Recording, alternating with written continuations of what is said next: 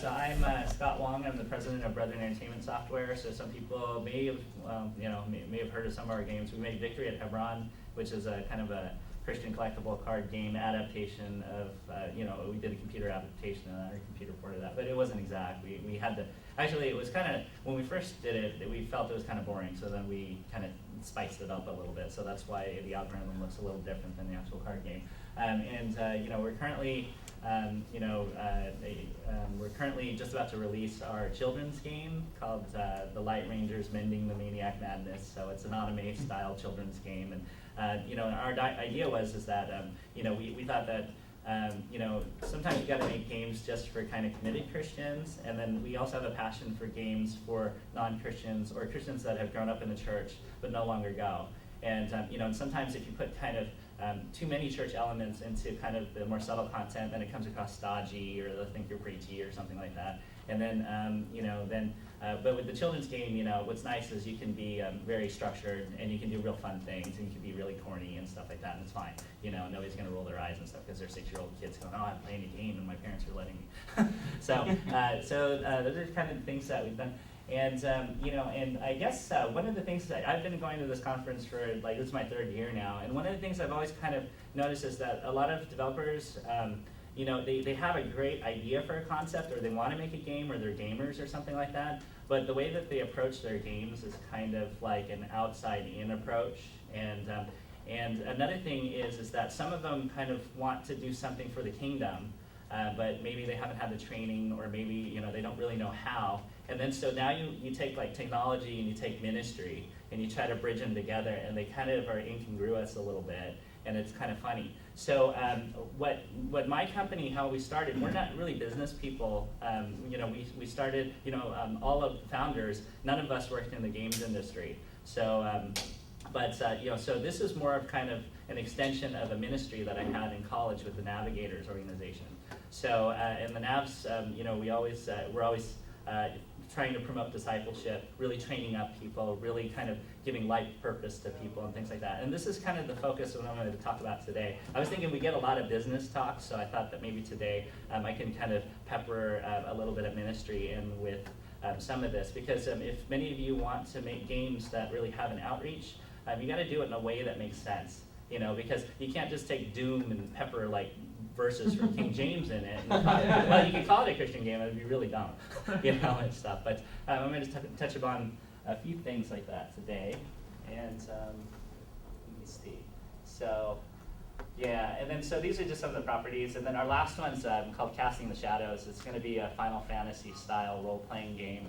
And we're not even sure if we're going to do it under the Brethren Entertainment, brand. We might kick off a new brand name that has a name that doesn't really, is not really associated with Christianity, just for those that, reflexively to say, no, I don't want to have anything to do with Christianity. And there's definitely a stigma out there about anything Christian, and there's stereotypes that are roped into it. But, I think it's the world's perception of Christianity, which is basically a spiritual battle that, Satan's really winning pretty well. It's this PR battle. But once people really start to understand what it's all about, or they meet real people that really have a great strong walk and things, then they always change their opinion. So we wanted to kind of allow people to have access. So that's kind of the thinking that we have in that. So today the scope of this is, for me, games as a youth ministry. So I've been in youth ministry for a long time. Actually, collegiate ministry. My wife is like a junior high kind of counselor and stuff, but we've been doing it for almost 20 years now.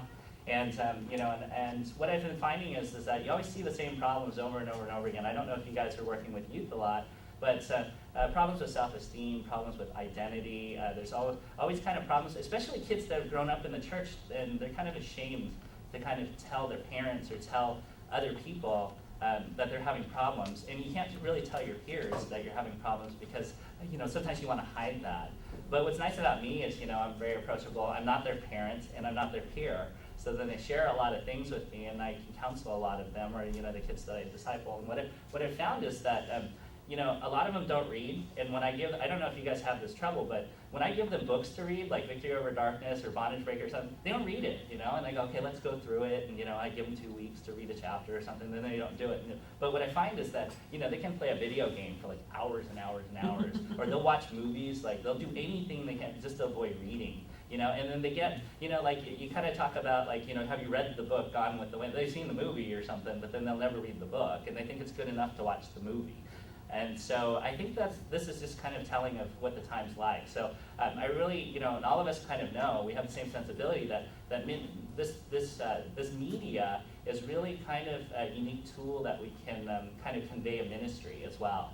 And then so I really thought that, because the way graphic arts can speak to kind of your sensibilities in a way that transcends language, music can, sometimes when we're in worship, kind of the Holy Spirit touches us in a way that's really amazing, but it's not anything you can really describe. You kind of feel funky when you try to share with somebody how you felt. You just like, you're really touched by the Spirit or something. And then so, I think that it's just because God transcends all of that, and he has this beauty about him that's in art, and that's in music, and that's in kind of storytelling and ideas and things. So I think that this is a really, good medium to do that, and then that's where I started doing that. But for those of you that are developing PC game properties for the retail space, so I want to kind of talk a little bit about that too. Just what it's kind of like to actually put a team together and all the hard work to get the game done, and then what you have to do after that. The thing is that it requires a lot of planning. I mean, games, you can try to cobble a game together, but it will come across pretty campy or lame if you don't have enough assets, you don't have deep enough content, you don't have good playability, you don't have a lot of things. It requires a lot of planning to understand what the kind of minimum amounts of content you need to satisfy like a certain quality level.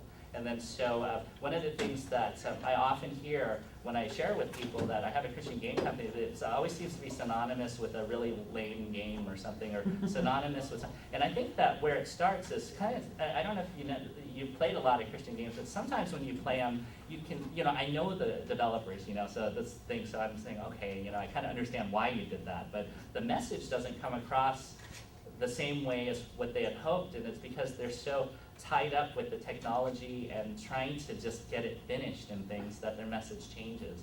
And I think that what part of the problem is that they don't have a good design concept when they start. They don't have a good design treatment when they're going through it, and they don't have a good roadmap to continue it. Because sometimes when you're really tied up with it, it's always good to recheck your design document or something like that. So, and I was thinking that, talking about this today, maybe that'll help you guys out, at least just kind of focus you guys a little bit more. And then, I'll overview like the process, the budgeting, planning, and management considerations. But then there's going to be those of you that are just kind of interested in doing things as a hobby or self-publication or something like that. But, I think that, this will be just a good overview of what some of the kind of core things you should do before you start a game. So then when you're showing it to your friends or your family or something like that, they might think, oh, this is pretty cute or something, and then they might learn something.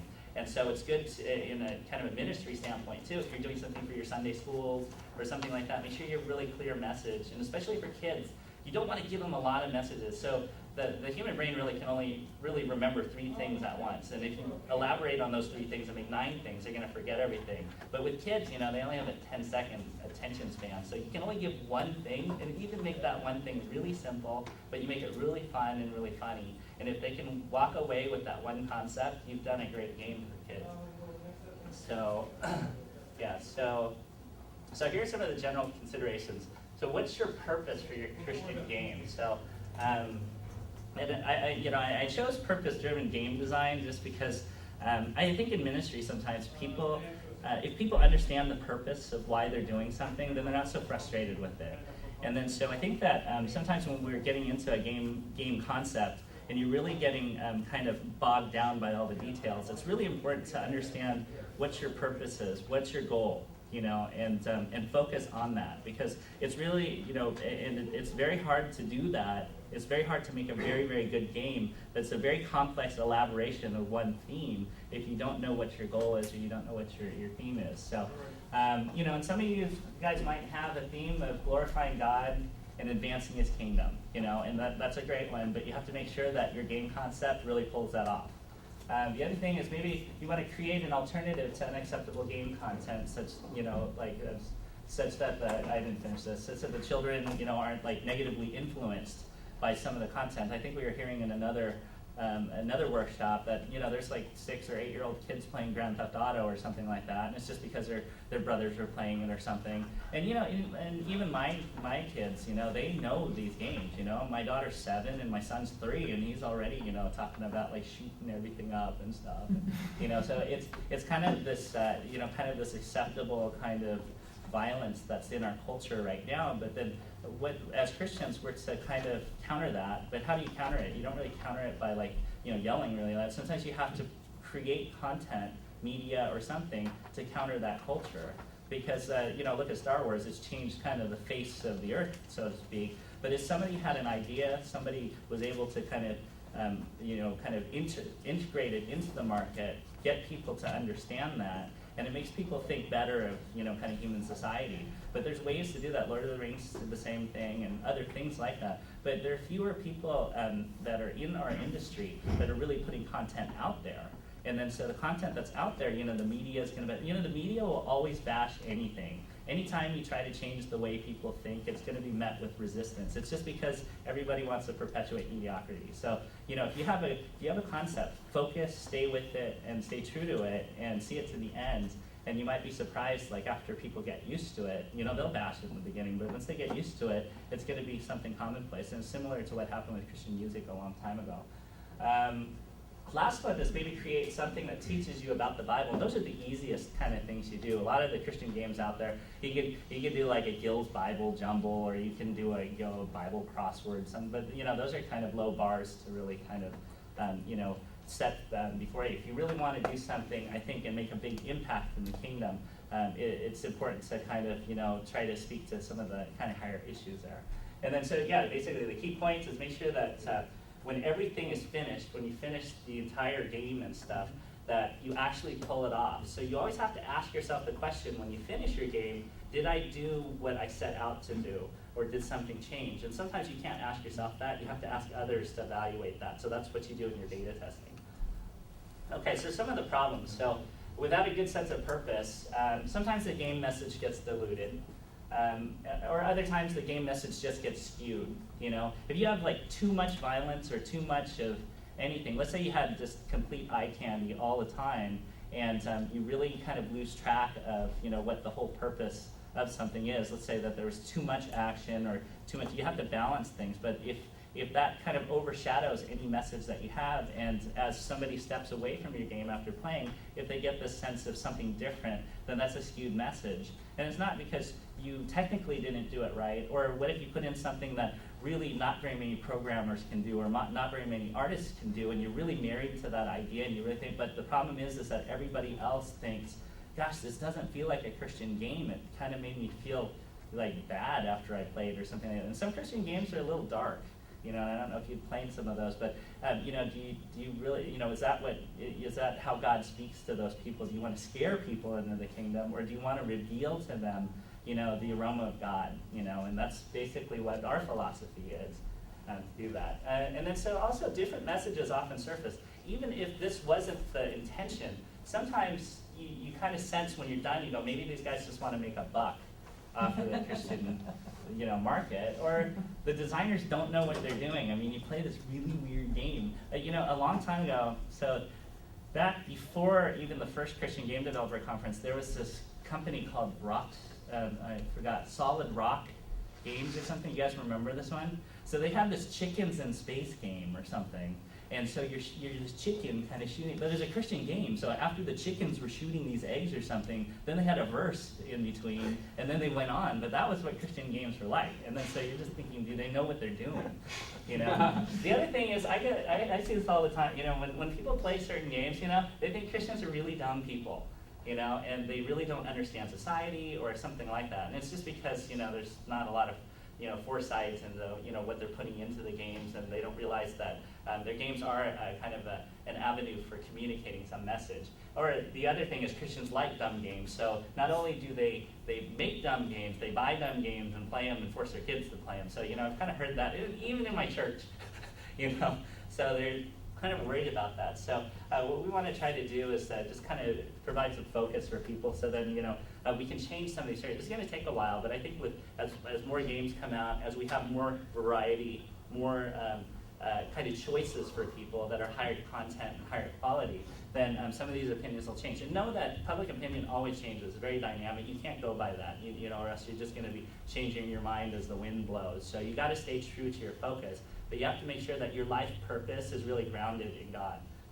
Okay, so how to develop a sense of purpose. So unlike Rick Warren, you know, so the beginning of like purpose-driven life says it's not about you. Okay, well, in terms of games though, it's not a selfish thing, but it is all about you, because as a developer, you have to be in Christ, you know, abiding in him. You got to be serving. You're almost held to a higher standard. Like 2 Timothy says that, you know, people that are teachers or deacons or whatever are going to be held to that higher standard. And whether or not you like it or not, if you're a developer and you're making something, you're going to be held to that, even though you don't want to be held to that. You know, it's just, you know, kind of the nature of the beast. So, you know, so the first thing is, yeah, if you're doing games, your ministry and your walk has to be intact. I mean, if you have some problems with it or something like that, don't get into games to fix your walk. That's like getting married to fix a bad relationship or something like that. You know, it all starts with you. You have to kind of have, you know, the Lord transform you from within so that everything else oozes out, you know, just kind of his glory and things. But he has to be, you have to abide in him, and he has to be flowing through you. The other thing is, yeah, don't try, you know, abide in him. Okay, so not just be in him. So there's a difference between being in Christ. When we accept Christ our first Savior, we're in him, but we don't necessarily abide in him. Abiding in him has that constant relationship factor. You know, so God, you know, so Jesus, you know, in John chapter 15 basically says that, you know, that we have to abide in each other so that we can bear much spiritual fruit.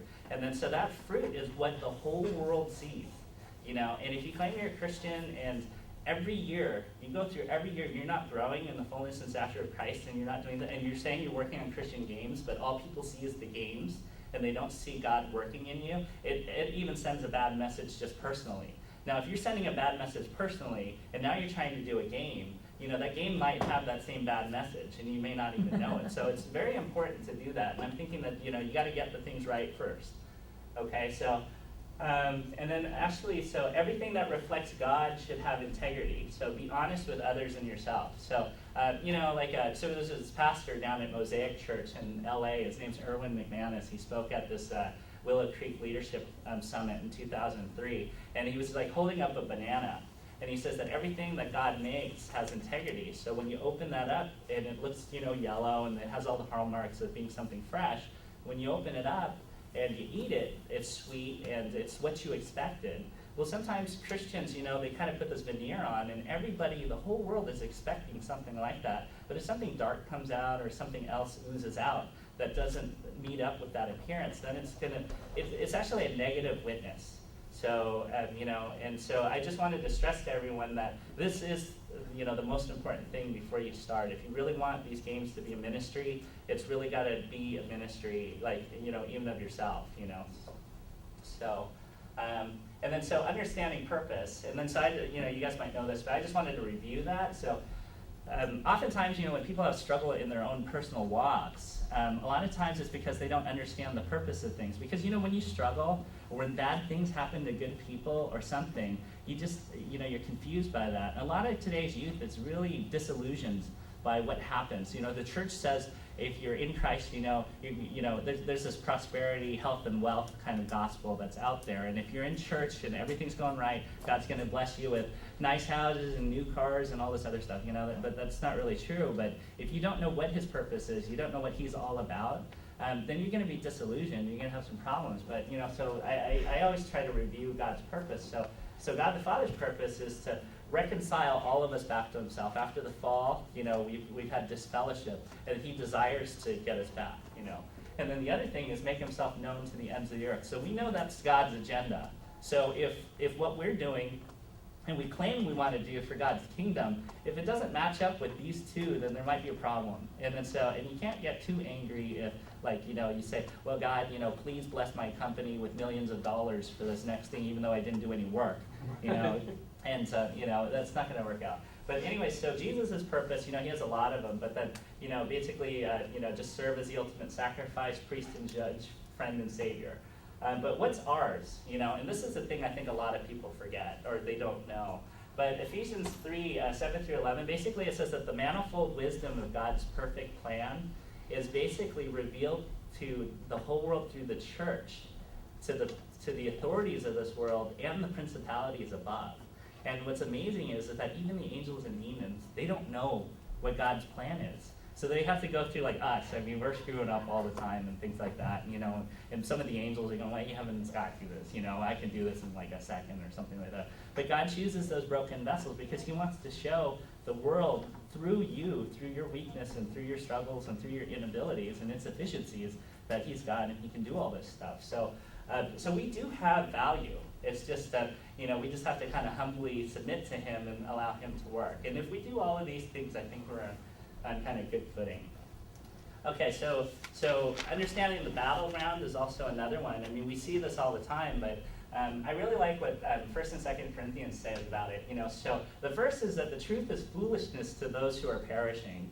And then the second thing is even if our gospel is veiled, it's veiled to those who are perishing because the God of this age has blinded the minds of the unbelievers so they cannot see the light of the gospel.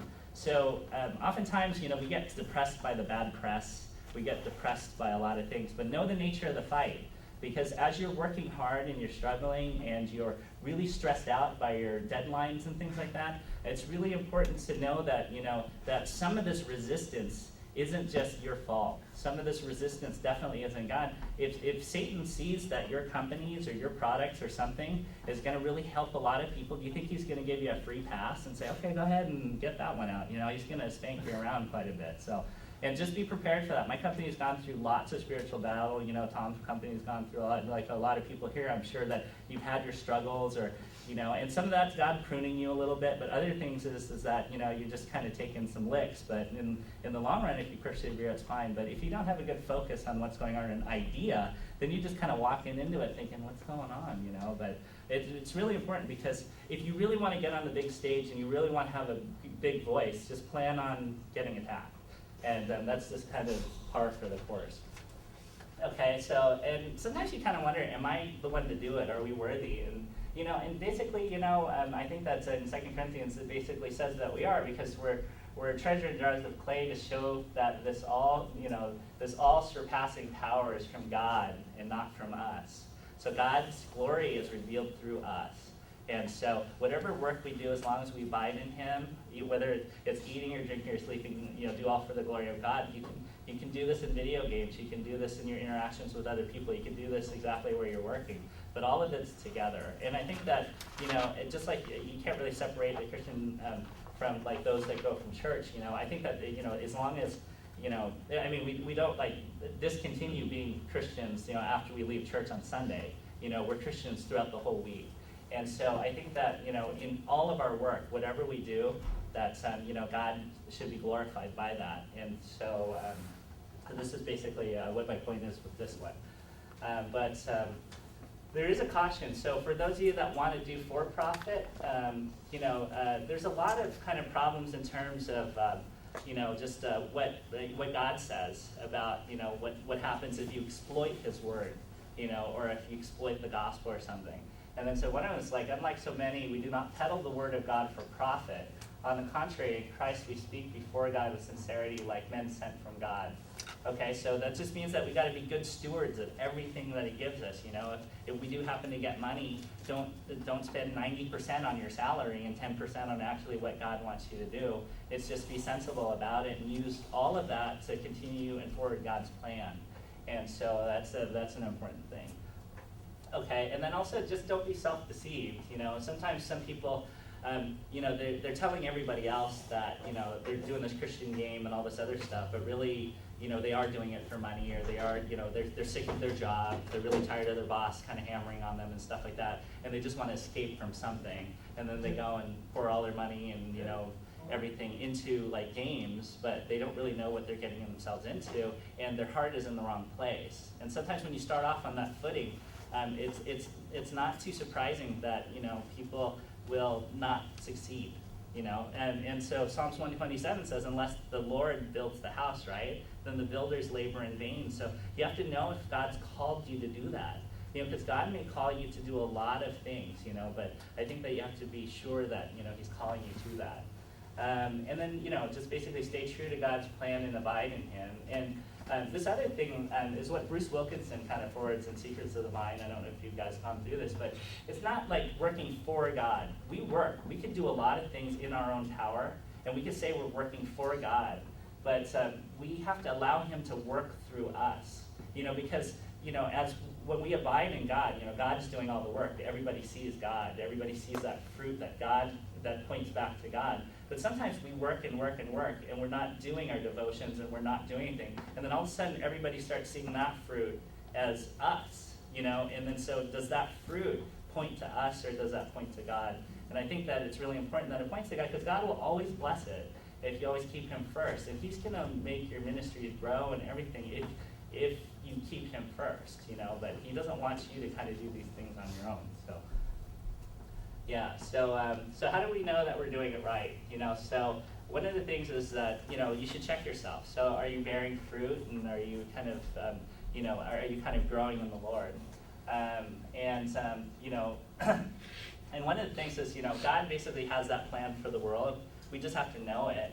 And then be part of it, and being part of it means, like for us, it meant, okay, we got to be sensitive to God's leanings, and, we're going to go ahead and do games, but whatever we earn and stuff like that, we're going to pour it back in so we can make more. We're not going to, spend it all on infrastructure. We're going to just spend it to, kind of increase the valuation of our company and grow so we can do better and better things for Christ, because God will continue to bless you and to provide more, because that funding or whatever he gives you to be good stewards of, and he wants you to use that to continue to kind of glorify him, and that's kind of the parable of the talents, I think. So, it'll be God's size. So, sometimes when you pick a project, you're going, what am I getting myself into? I'm way over my head. I don't have enough people. I don't have good artists. I don't have all these things. Well, one of the things is as you start and you have a passion for it, things like that, sometimes God opens a lot of doors. Like definitely for our company, we didn't even know anybody when we were first starting. And now we're getting like random people calling that happen to be like experts at something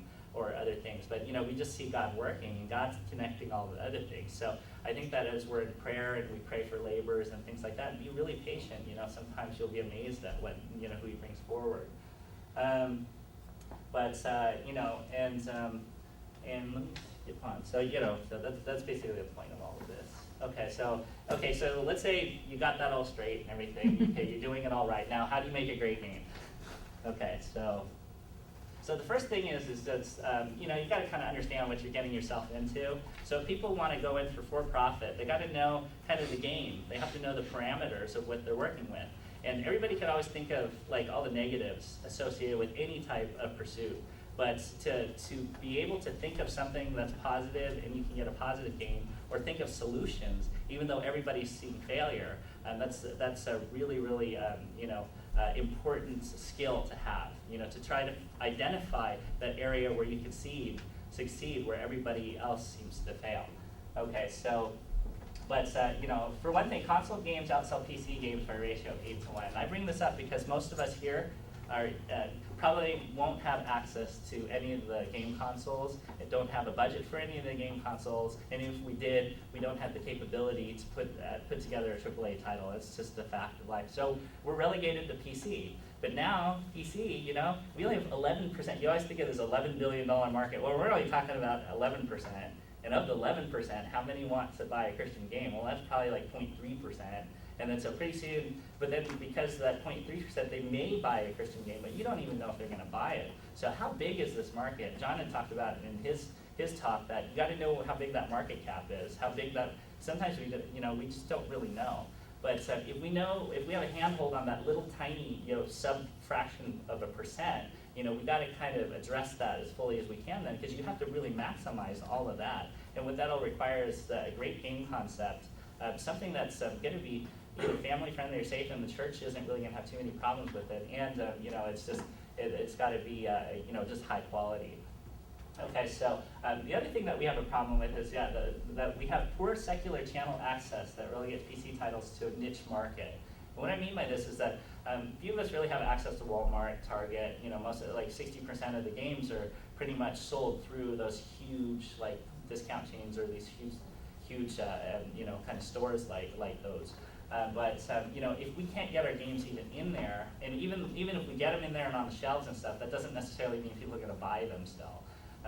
But we have poor access, so we have to even distribute our games to a smaller market.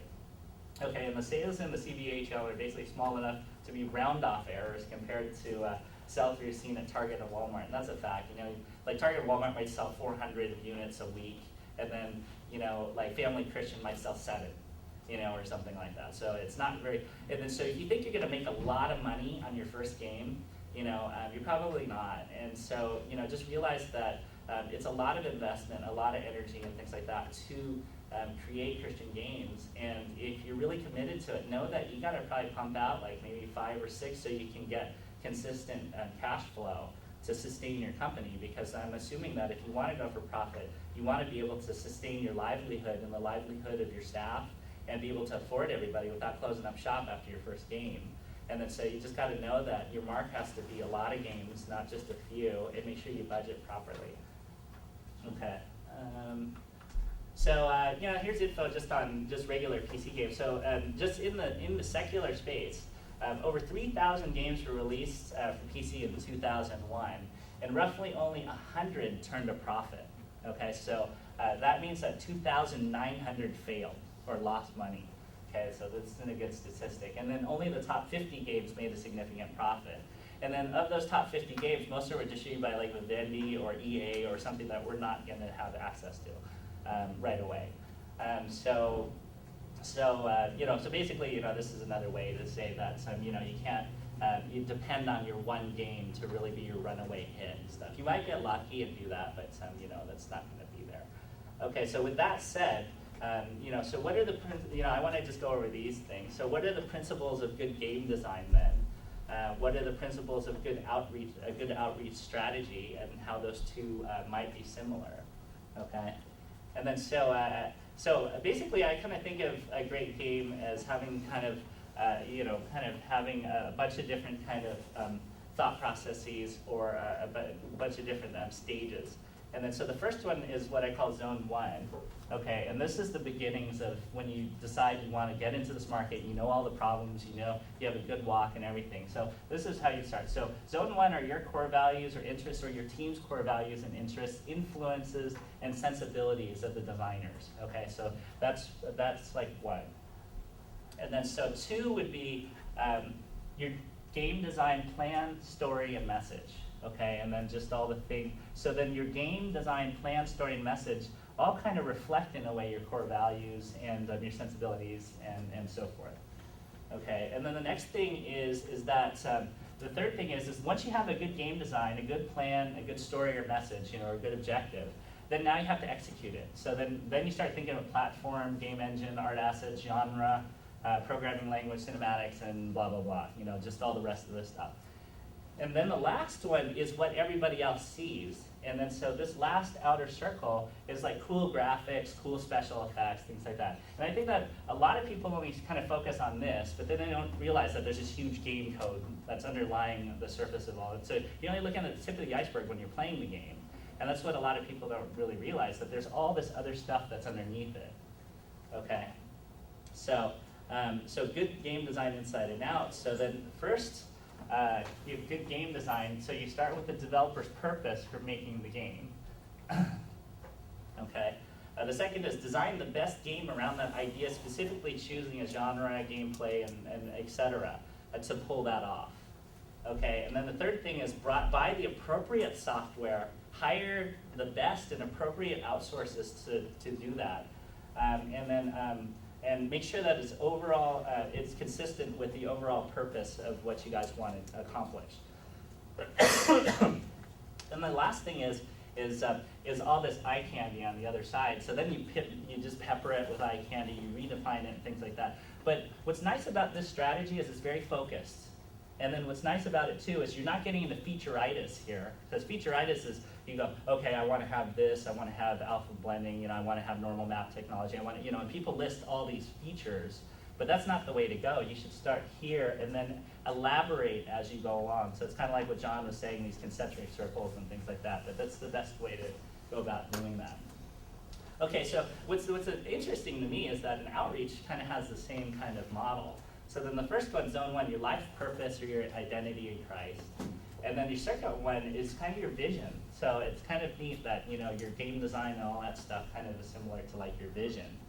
Okay, the third thing right here is then your priorities and objectives. So your vision affects your priorities and objectives. And this is your vision for where Christ, you think, you know, God wants you to be, you know, 10 years from now or something like that. And then based on that, then you set your priorities and objectives.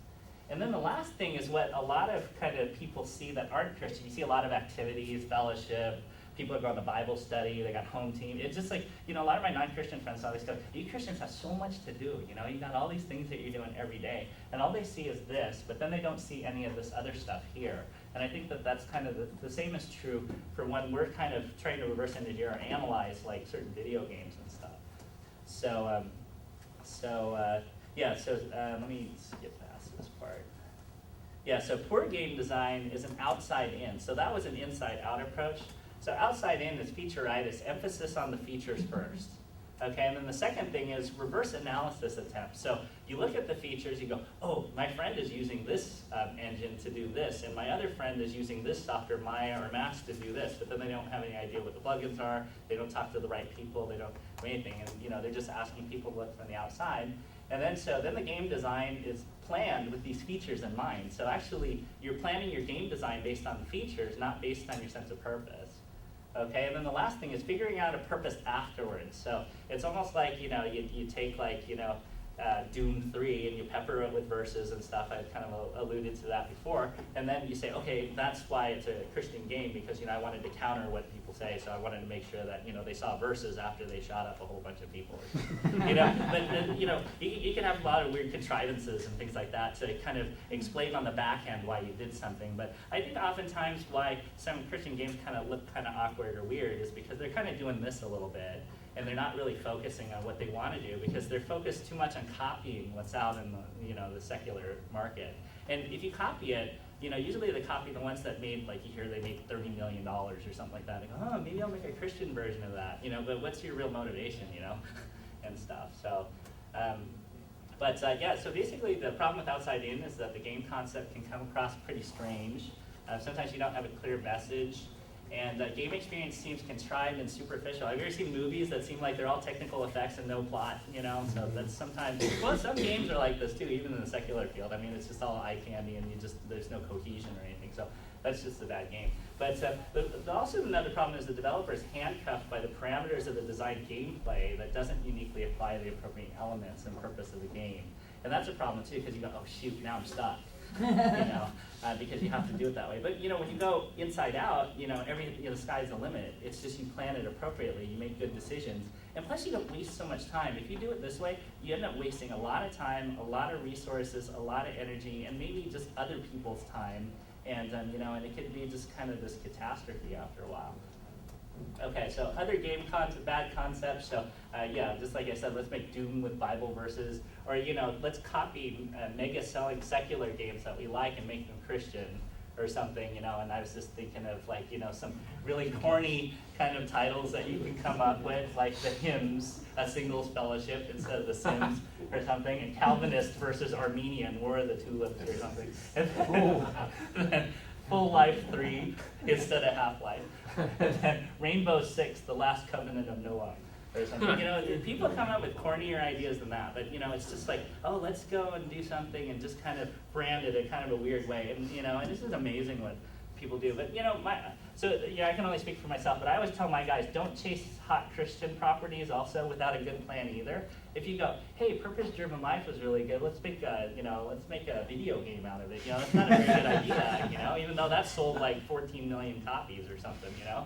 And then so, you know, or like the Left, you know, because, you know, like the Left Behind movies, you know, they didn't really do a great job because I don't think that they really had a great plan for it. And plus you have to really, really understand just what you know, Jerry Jenkins and Tim LaHaye really meant by a lot of the things. I don't know if they really did their research or their homework, or if they even cared, you know. But one of the things with chasing properties too is that you have to pay licensing and you have to pay a lot of other things. So you know, you really cut into your profits as well. And then so because of that, because your margins are going to be a lot smaller, you're almost like forcing yourself to get into a mode where you're desperate to sell, because you're not going to make enough, because you're already paying a couple people now. You pay your distributor, now you got to pay like Tyndale or something like that. So, you know, just because you see like, you know, that Christian retailing says that, you know, this sold 60 million copies or something like that, doesn't immediately mean that you get on email and try to contact them, say, I want to make a video game of it, with no idea whatsoever what you're going to do. And if they express interest, then you cobble something together without a lot of foresight or thought. So that would be a bad idea. So, you know, but what a lot of people have been doing, though, are these kind of traditionally safe games, I call them. And then so these tend to be good markets for Christian content. And so if you're really starting in the field and you want to kind of get, kind of get your foot in the door or something like that, you can definitely do kind of games like this and put them on websites. Or, you know, I don't know if you guys play like Java or Shockwave Flash games, but there's like this Arsenio site, and there's like a whole bunch of ones that people play. You know, PopCap games have these little things and stuff. But what's amazing is those guys that have done all these Shockwave Flash games for free, they're getting calls from a lot of companies asking them to do it, because they're showing that they can do it. They're showing that they can start with a concept, flesh it out, build it, and then make these. So if you can do something to, you know, these seem very straightforward, but they can be challenging if you want to really put a really nice interface to it, or really beautiful artwork. And if you do it in a way that, you know, earns a lot of style points, I always say, then, you know, you can be pretty successful at it, and you'll understand and have greater insight into what you're doing before you do a bigger game. And then so I think that I'm a real big fan of starting off small and then working your way up to something bigger. But then don't automatically think, hey, I'm going to do a Christian MMO, and you've never programmed before. You know, so that's like, you know, so you know, my mom used to always say, you know, like if I'm starving or something, I go to, you know, Safeway, and I end up like buying $300 worth of groceries. You know, it's like, you know, she always says big eyes, small stomach. Well, you know, so basically what that is that don't shoot for goals that are way too high for yourself. Shoot appropriate goals so then you can meet them, because it's just discouraging if you set goals so high you never meet them, and then so you'll just give up. So shoot them so you meet them, and then improve, but don't shoot too low. Shoot just high enough that you can meet it. And so this might be a good way to do it. Okay, and yeah, and children's games are a kind of good way to do it too. And just know that, you know, you don't have to go through the retail chains either, you know, because with kind of children's games and things like that, there are kind of other ways that you can do it. You can do like, online distribution through your website, shareware. There's kind of a number of different opportunities that you can do with that.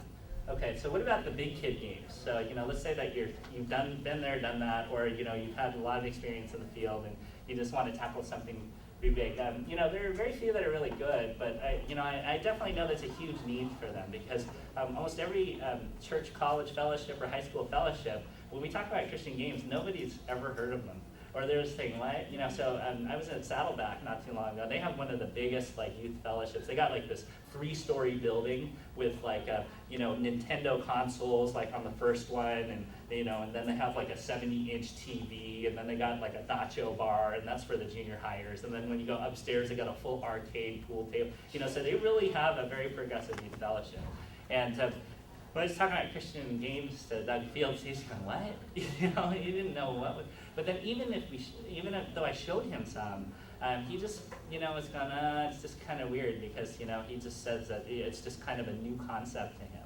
And but when I told him, I asked him, now let's say that someone came up with something really good, something that really could be very uplifting for kids and things like that, and then it's something that's very spiritual safe. They said if it's really good, there's a gigantic need for them. So, and I've heard that kind of universally from from youth specialties and some other big churches that have a big youth program or progressive youth programs that don't think that Jesus would never play a video game and have a big problem with it. But also, there's a huge growing need for this sector. It's the unchurched and formerly churched who no longer go to church. And that's America's kind of fastest growing sector, according to the Barna Research Institute. And then so whereas 10 years ago, the biggest group was the church who no longer went. And what is obvious is they're getting older, they're having kids, and they're not letting the kids go to church. And then so pretty soon, we're going to have a gigantic unchurched area. So, the churches in Asia and the churches in other parts of the world are growing like gangbusters. But actually, for the first time, the church in America is actually on the decline. And then so that hasn't happened before. Usually it's just kind of a slightly upward slope. You have 10% committed Christian, always about 10 to 20%, unchurched, and then you have this kind of nominal Christian versus evangelistic kind of in the middle. But we're starting to see that trend going downward slightly, and so I just think it'll still take a little while to see if it's really going to bend down or pop back up again. But what is it about this, and what is it that the church? So the church must be failing somewhere, and like our church, we have this huge high school fellowship. There's like over 200 students there, but the college fellowship only is 30, and most of the kids still stay in town. So there's something going on, and we don't really see them much, after, they graduate from college and they're working in the working world. I think a lot of them don't feel like church is there. So, there's a need somewhere that, the churches aren't meeting. But a lot of them are, kind of playing games and things like that. But I was thinking that, if we can kind of provoke, like what Tom Bean usually says, provoke a question or something like that, or if we get them to kind of think more about it, or think about, kind of their spirituality, or where they're going to end up, when they die or something, and really what have they done for the kingdom while they were here, and have they borne spiritual fruit? I don't think they even think about that right now, and that's definitely a spiritual battle, because Screw Tape Letters by C.S. Lewis, it says that basically just keep the Christian distracted. That's all you need to do. You don't need to scare them. You don't need to do anything else. Just keep them distracted. Keep them really busy. With something, and he'll no longer do what God wants them to do, because you're so busy. Even though God has a plan for your life, you don't have time to do it, even if you wanted to. And that's like Charles Hummel's Tyranny of the Urgent, too, if you guys have read that, too. So, but, I think that, definitely there's a huge need. So, so why do they have, such a problem in the church? Yeah, so, I think that, what I was saying, the core values aren't taught, but it's also the church's inability to provide good answers for the gray areas of life. I think that, especially in the Bay Area, some people call that a church graveyard. It's just, it's hard enough to get enough people to be ushers, And then so how can you have a big lay ministry that's really helping our youth and things like that, because they're having a hard enough time just maintaining their church and stuff. So I think that's happening kind of nationwide a little bit too. Fewer churches are really sustaining themselves, or you have the mega churches, but they're so big that it's hard for them to kind of reach everybody. So, but these smaller churches, they really need a lot of help and stuff. But the thing is that as kids kind of get older and they're getting to high school and adult, what you find is that they begin to start asking questions, and they begin to start trying to identify themselves with something. Once they leave home, mom and dad aren't bugging them anymore. So what are they spending all their time doing? A lot of them go, I'm a pre-med, major or something like that. I'm going to be doing this. I know somebody, or I'm going to be working in this field. But they want to identify themselves with something higher than that. But then fewer and fewer are kind of identifying themselves uniquely with Christ. And when you ask them why, I talked to one that went to Christian schools for a long time, and he says, well, that's like what losers do. That's kind of his attitude. But he went to Christian schools for 12 years. But it's just because I don't think that it was really, something wasn't taught to them. And and I think that as we kind of go further and further in the future, we're going to see more and more of this. So it's going to be important that we have different types of media kind of speaking to them in different ways. If they're not getting it in church, where are they going to get it? Few of them are reading books, so it's usually movies, TV, or video games. So I think that this is definitely a ministry that we have to really kind of pursue pretty vigorously. But also the MTV generation, immediate gratification. They just want answers right away. And if something doesn't seem consistent with the Bible, then they become disillusioned really quickly and things like that. Also the postmodern thinking, so the relative truth. So they think whatever they think is right. So and that's oftentimes the case with this kind of millennium generation, or strangled by world philosophies. It's just because they don't have a deep understanding of their own faith and stuff. And oftentimes you kind of find this too, that there's a sin in their life that they don't want anybody to know about. And then so that strangles them, that prevents them from growing in their walks and their ministries and stuff. Okay, so what can we do about it? And let me just kind of skip ahead. So okay, now the nitty gritty. So creating the games, like that. So so one of the things that you have to do is suspend disbelief. I don't know if you guys heard of it. The mark of a really good game or a really good movie is the suspension of disbelief. And then so what that means is that as you're playing it, it's just so intuitive and so immersive that you forget you're playing a video game. I mean, how many games have you played where you really are so into it, you don't realize you're looking through a TV? They've just done it so well. And the music and everything just fits. It's a very tight game package and things like that. Some of it starts with a great story, depending on what kind of things, kind of games you want to do. Adventure games, RPG games, things like that. You got to hang it on a great story type design package, and also like deep characters and things. People want to explore. People want to kind of look at these things. But another thing is that like ergonomics. So what I mean by ergonomics is, players don't want to have to left click here, push F1 here, and do this just to open up an interface. So interface design and just kind of the feature set, they have to cater to the player to make it easier for the player to play the game. Anytime they get frustrated with it is you call that white noise or white space. So anything that frustrates them or it causes them to go, oh shoot, now I got to push this on the keyboard, you've taken them away from the game experience. And that's the same thing with movies too. And those are usually faux pas or bad kind of game design elements. So you got to kind of identify them. Okay, here's another thing, no bugs. I mean, this is one of the hardest things with the PC space. Okay, you're always going to get some bug that you don't really realize. And sometimes these bugs aren't even your fault. It's just somebody has the wrong drivers or something on their PC, and then they're complaining, on your tech support site like 24 hours a day. But, and also, just get the player to forget that he or she is playing the game. So this is kind of the thing that you want to, that's the kind of general experience or that you usually see in a great game design package. Now, if you kind of reflect back on like a lot of Christian games that you've been playing, how many of those have able to kind of secure you like that? And some of them may and some of them may not. But then, but you always kind of figure when you're done and you go, wow, that's kind of a neat game. It's just because it's been immersive. Then you know that, the game designers did a good job. And then, so these are the things you should identify as your designers. You should be good studies and good students of good game design. And this is one of the things that you should identify. The other thing is good storytelling. And one of the things with storytelling is, so humans are naturally curious people, and then so you always want to explore new worlds, or you want to explore new things, or novelty is something that we usually pursue and things, and that's something that as you tell a good story, you want to. There's some kind of style points in how you lead them to whatever goal you want to bring them to. So like in movies, sometimes they tell the beginning at the end, and then they start with the middle or something like that. That's kind of a unique twist. And then people go, well, that's kind of different, or like, if you've seen The Sixth Sense or something like that, at the end, it just really messes everything up at the end, and you go, wow, that was really neat how they kind of flipped that around. But they were able to do it in a way that was very stylish. The other thing is that you want to spark the desire to bond. I mean, humans are naturally relational creatures, and it's because God is a relational God, and I think that that's kind of an imprint on us. But you want to kind of desire to bond with something. You want to bond with the, root for the underdog, and you wanted to root for Rocky or something, or Ralph Macchio in Karate Kid, or, one of these things, or, and stuff. And you kind of want to, bond with some character or something, and even if it's like an alien that's running around or something, and, he's being oppressed by, humans or something, you might kind of want to bond with that. But, you want to spark that desire. Also spark the need for closure. So when you're done with the game, how many times have you played a game and it's like, what did they just kind of, or you watched a movie and they just abruptly, kind of ended the movie, and you go, well, they didn't tie in all these loose ends and stuff. Well, that's just because, we kind of naturally are wired that way.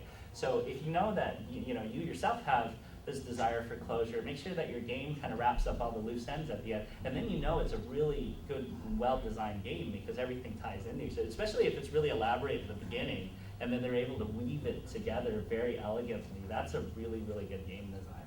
Okay, and then so, only mention in your stories what's absolutely necessary. So you got to take more of a Hemingway approach. Cut everything. Only say the minimum that you need to say, but make sure that what you're saying is important and get to the action fast. Because basically the player is asking themselves, so what? So why are you wasting my time? Why are you wasting my money right now for me to play this game? You got to kind of, just tell them exactly, what you're trying to do, and then, be able to kind of make that point through your gameplay. Okay, the other thing that you have to think about too is you always have to think of the business side. So even though you know all of these things, you don't have an infinite budget. Okay, so then some of these things are budget considerations, especially if you guys do want to get into the retail space, you have to make multiple game SKUs or something like that. You're gonna really have to budget very well. And then so some of the things is, remember, your gaming is a business too. Okay, so your game, even though you love it and you're tied to it and everything, it's just a commodity.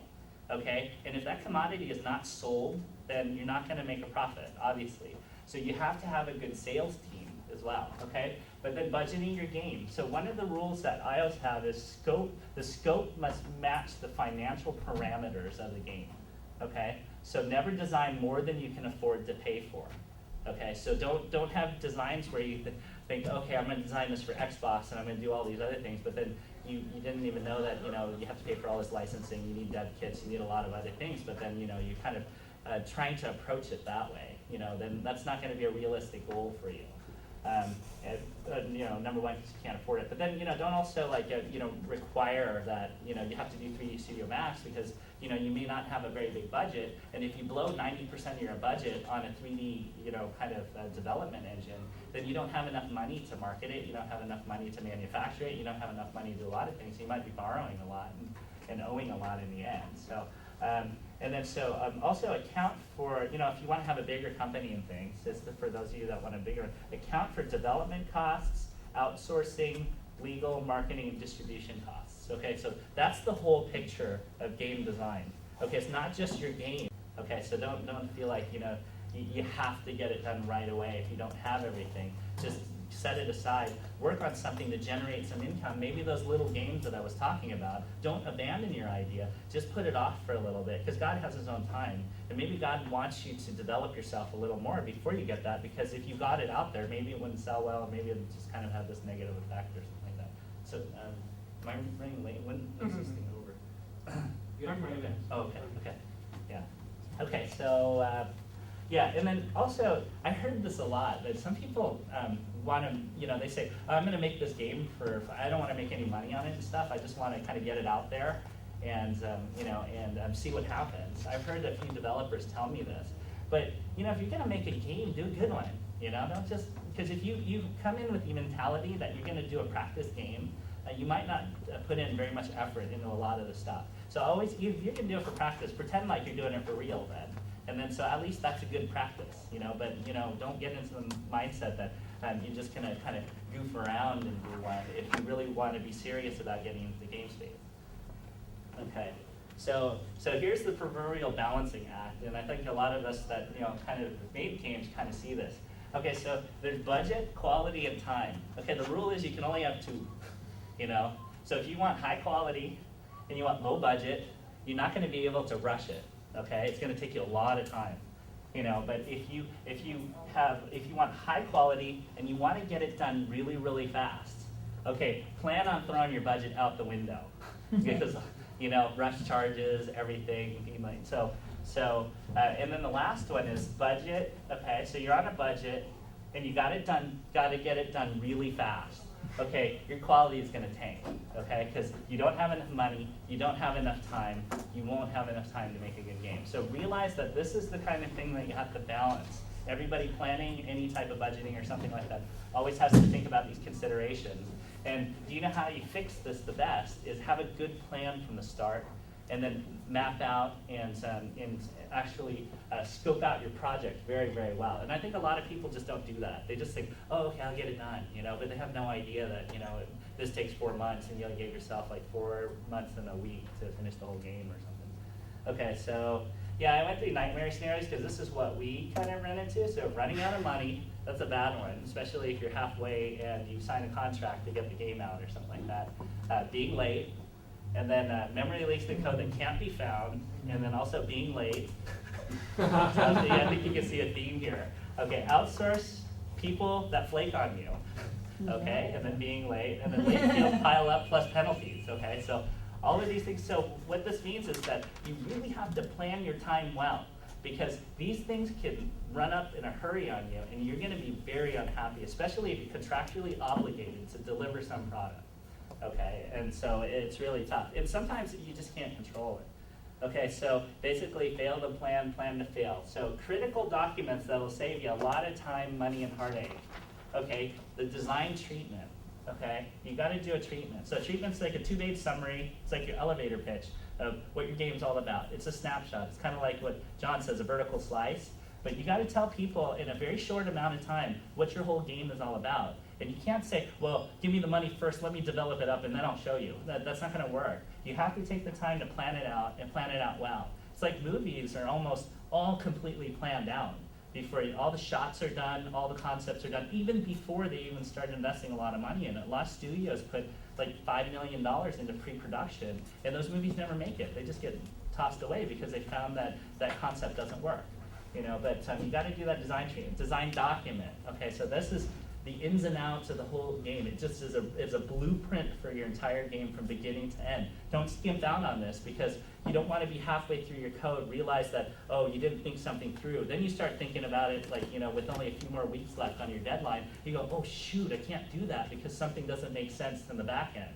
You know, so you want to make sure that all those things will never arise when you're in the middle of programming. You want to plan everything out first.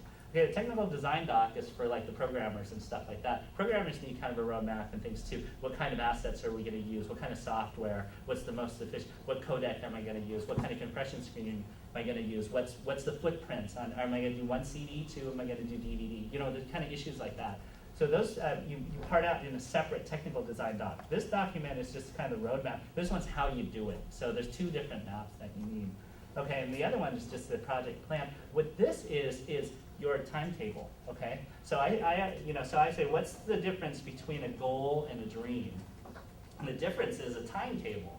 Okay, so if you put a timetable to it, you'll accomplish it, because these are the milestones you need to meet. And if you don't do that, you know, if you don't plan it, you know, you're not plan it out, you're not going to be able to tell a publisher that wants like 4 months in advance all the sell sheets, and they want all the pre-marketing stuff and all this stuff. You're not going to give them a realistic street date. You know, they're going to be frustrated and think that you're not professional. And a lot of it's because you haven't tasked out the project well enough. And then you got to kind of have an idea of how long a model may take, or how long programming, you know, X amount, 30% of an engine may take, and things. So if you don't know, you got to get an idea pretty quick. Don't, you know, because if you guess too much, and this gets refined and things, but you know, you got to take some of the guesswork out, and a lot of it's just researching a lot, asking people a lot of questions, and then you'll figure that out. Okay.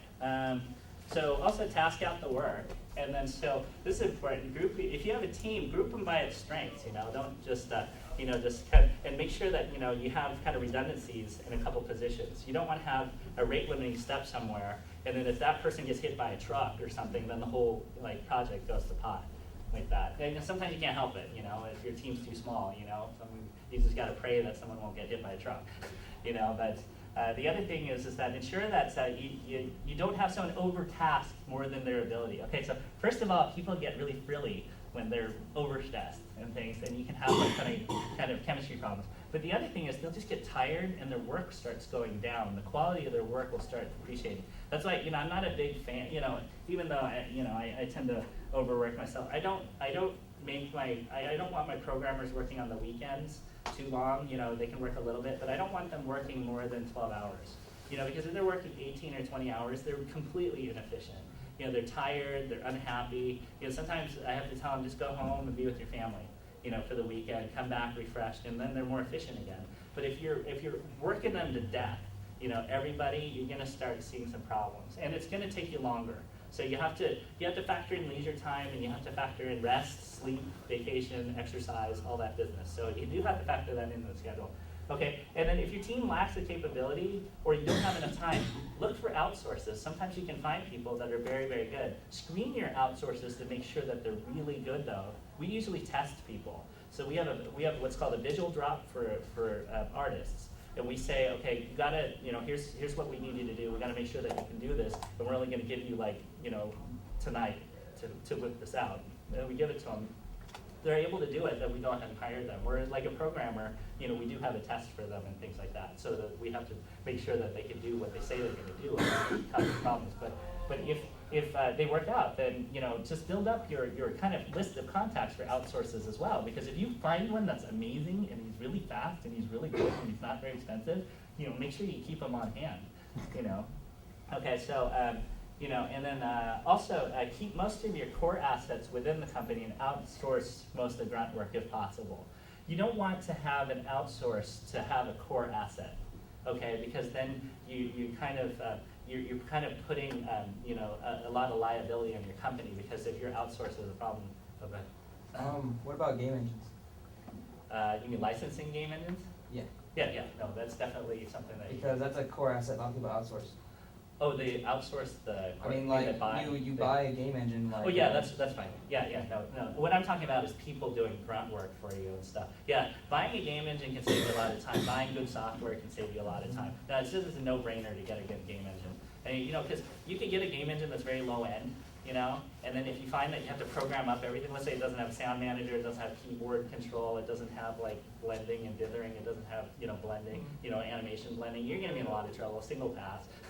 You know, something, and you go, wow, you know, I got this for $200, and I'm wondering why it's costing me so much on the back end to kind of fix all of this stuff. You know, so you do want to kind of make sure that you get quality stuff, but it's important that you have a team that's really good surrounding you, that they'll never make bad decisions like that, but sometimes it can't be helped. Okay, let me see.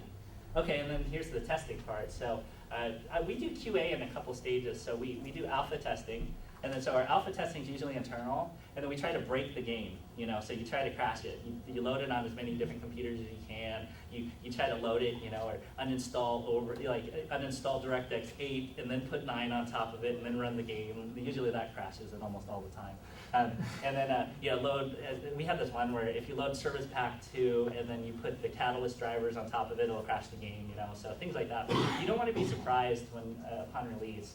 So, but, you know, and look for, since we're doing Christian products too, this is the time where you look for the hermeneutical problems. And so we just have pastors that look at it, you know, because as they're playing the game and stuff, you don't want them to get the sense that something's amiss, you know, that early. Because at this point, you can fix it really easy. Sometimes late in the beta, it's hard, you know, especially if it's an animation issue or something, or you have to get the voice actors to redo some pickup lines or something like that because something wasn't said properly or something wasn't right. You know, and then so this is the time that we fix that. Okay, so beta testing, you know, of course you look for more bugs, but then this is more the design kind of style points kind of feel to it. So you look for weird concept issues, do age-appropriate testing if you're going to be working with children or something like that. Make sure you have children testing it, you know, don't have like, you know, guys that are ex-Nintendo game testers play testing at a 6-year-old game or something like that, and they'll say it's too easy or something. And then you'll have a bunch of kids crying because the game is too hard, you know. But age-appropriate testing definitely, you know, and the reverse is true. If your age is like high school and college, and you make kind of a campy game, they're going to tell you that it's not very fun. So, you know, this is a really good thing to do. Then you fix the problems, and then you retest, you know. And then so we do beta testing twice. Okay. And then shipping the game, you know, so these are just kind of the, you know, you need to create box shots, box copy, you know, marketing information across sell sheets, and CD art. Okay, these are the things that you got to do on the back end. When you're finished with the game, make sure you have enough time for this. Don't give yourself like a day, you know, because this takes a long time to set this stuff up. And ideally, you'd want it done concurrently as you're kind of doing your testing. But if your team isn't big enough, you got to plan time to do this stuff, because this is the stuff that's going to help your marketing. You know, and like I said, you have to market the games aggressively because that market is small. And no matter how good the game is, if you don't have, if you can't get it into the hands of the people that buy it, or the people that might not mind buying it never see it, then you've lost all those sales. But a lot of things for sell-through that's important is like, you know, basically the look of, you know, the marketing stuff, because buyers usually look at these sell sheets. And if that sell sheet doesn't look very good, they're just going to go, okay, next. And you know, these buyers might buy in bulk. They might buy 500 copies or something to put, well, not buy, but you know, put orders in for 500 to place on their shelves in their stores or something. So you really have to spend a lot of time. I think John was saying, you know, your demo stuff has to be the best. We put our best artists on all our sell sheet stuff, and sometimes I outsource very expensive graphic design artists if I have to do this for us, you know, because I know that this is really important. And we always want to make sure that it's the best that we put out. You don't want it to be the lamest stuff you put out and say, well, the game's a lot better, you know, so it's kind of hard. Also, you want to prepare for these kind of things after you're done. So press releases, marketing blitz, trailer requests, demo requests, and box assembly, you know. So you got to, you know, and also there's like kind of fulfillment, things like freight and all that other stuff. You got to kind of time out these things. So if your company wants to do everything, just know that you got to give yourself enough time, because if they say we want it in the warehouse by this date, don't have all your sell sheets just finished like 2 days before, and you haven't even, you know, you got all these CDs on spools and all these flattened boxes, and you haven't even started yet. Because if you have an order for 30,000, you're never going to do it, even if you do like 10 boxes a minute, you know, and stuff. So you know. But so this is just kind of rounding up that. And then the other stuff, plan on trademark. So this is more money, basically. So trademarking, $900 a pop usually. ESRB, it could be very expensive. It's like $3,000. It's like, every time you pass go, you got to go and pay these guys. But if it's a rush, it's like $6,000. So UPC codes and user manual kind of things. Okay, and that's about it. So, if you guys have any questions, like that. Yeah, I got it. Yeah. Can you print out that thing and give it to me? Oh, sure. Yeah. You got a flash drive or? No, Oh, okay. I just got a copy. Just collect some emails. Okay. addresses. Yeah. Wait. Let me see. Maybe I can collect some email. I'll just email it to you guys. Cool. So I got a workshop after this, and a lot of it I just kind of focus more on kind of what are some of the things that we kind of consider when we're just about to do some of the marketing stuff or just before we're going to release, because it kind of tells the sense of some of the other sensibilities we had about just the commodity itself. Because this I wanted to focus on the game design itself. But one of the considerations we had for Light Ranger is we know that the parents, since it's a six and up game, parents mainly buy these programs. So you got to make something that parents go, wow, that's kind of neat. Because if you don't, the parents aren't going to buy it. And sometimes parents play along with the kids. Mm-hmm. So you got to put some parent content in there too. But those are some design issues that you got to engineer early. So then you know that you know your audience and you know who's buying them and stuff very well. So but I talked a little bit about that. Not so much business stuff again, but more kind of from the developer standpoint stuff. But if you guys want me to email like the PowerPoint slides and stuff, you guys can. Cool. This out here.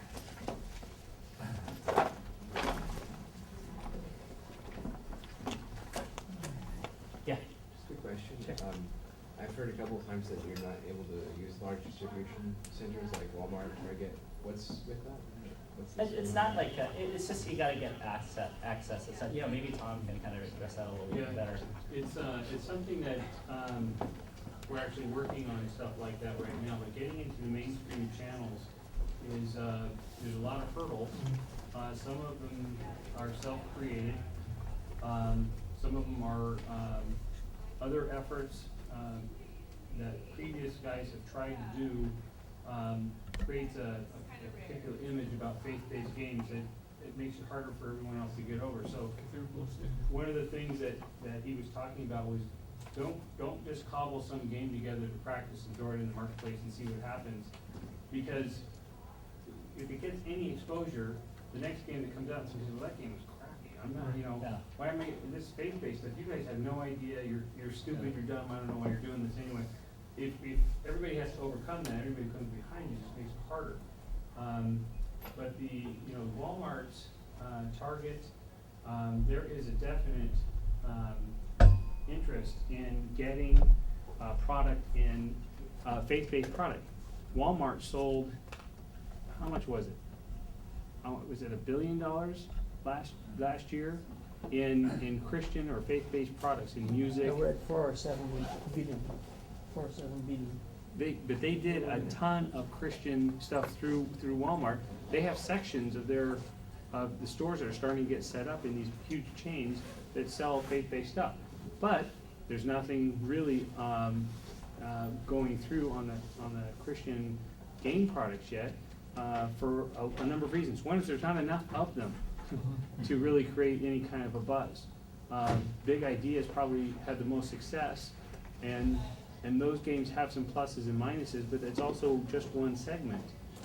And so as we sort of go towards developing broader scope for young kids, 8 to 12, and then 14 and up kind of stuff, it makes it a little bit easier. But getting into those markets is hard, because well, what else do you got? You have one game? That's great. What am I supposed to follow up with that? So you have to sort of have some depth so that they can cycle them in and out. I had one question for you, Scott. You talked about the triangle with the balancing act and planning extensively. Sometimes even the planning extensively, there's weaknesses and strengths on your team. Yeah. What about looking to other people to say, hey, what do you think of my plan? Yeah. Either with advisors or with.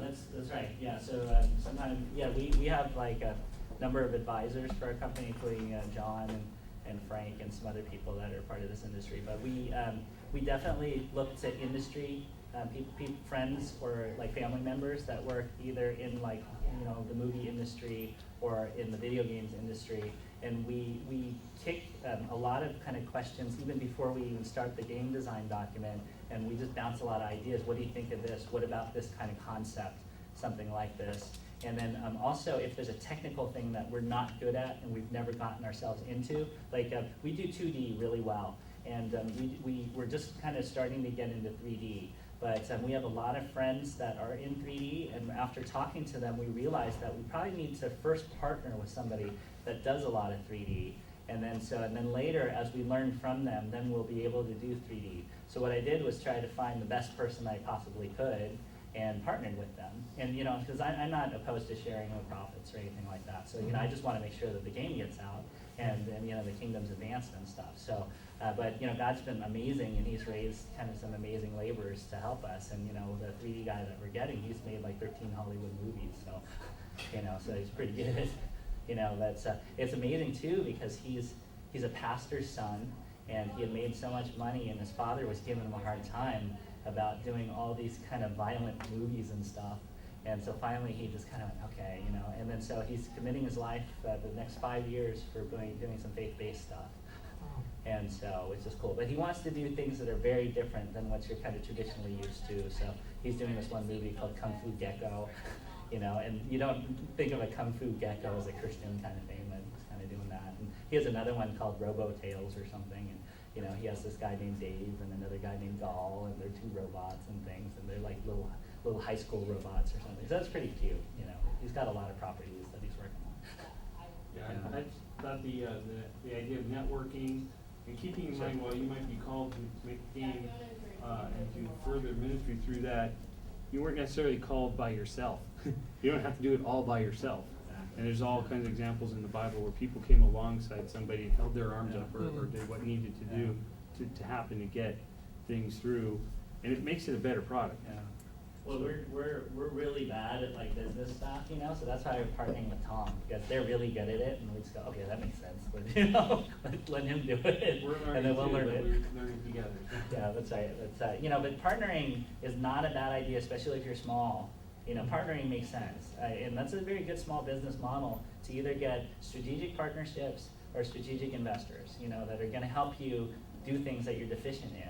But eventually, you do have to learn those deficiencies and make them your strengths. But you know, you know, since we're a collaborative kind of industry, we're not very, you know, we're not competitive. We're all on the same team. It just makes sense. They can easily call, and that's what's great about like this kind of this conference and you know this network that we have, because at any time, you know, if you really get stuck, you can go and call somebody, or Tim Emmerich has like emails to people, or hey, do you know somebody, and then that's how we network. But you know, it's worked out pretty well. Yeah. All right. Hey, thank you, Seth. Thanks.